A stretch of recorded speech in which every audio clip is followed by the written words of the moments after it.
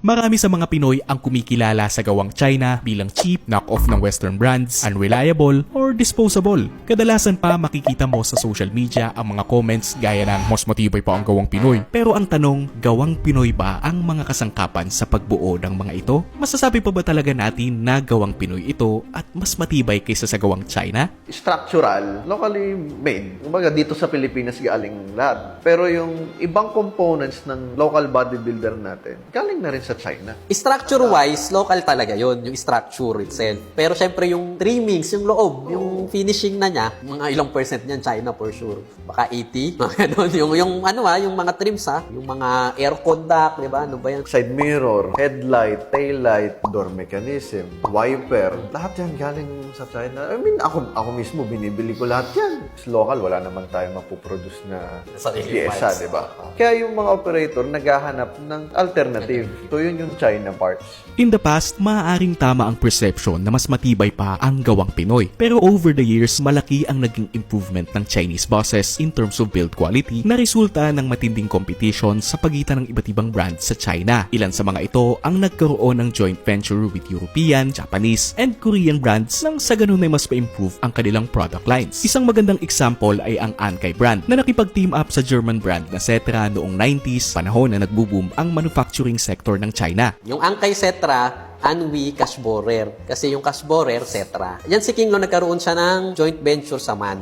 Yung Daman. Para sa Chinese market. Yan. Daman? XMQ6120. Yung mukhang Lion Star. Lion Star. Actually, mukhang... Before, nung Lions bus chassis ni Yutong at ni Man, ang naging planta ng Man sa China is si Yutong. Tapos yung Bova sa Xiongtong. May mga Bova Futura na Xiongtong. Again, pang Chinese market lang yun. Mga DAF ang makina niya. Another example is Higer. Noong 2009, nakipag-partner sa kanila ang European brand na Scania para i-produce ang flagship model na Scania Touring, a bus that set a high standard for design and performance. Si Higer, syempre, yung Scania.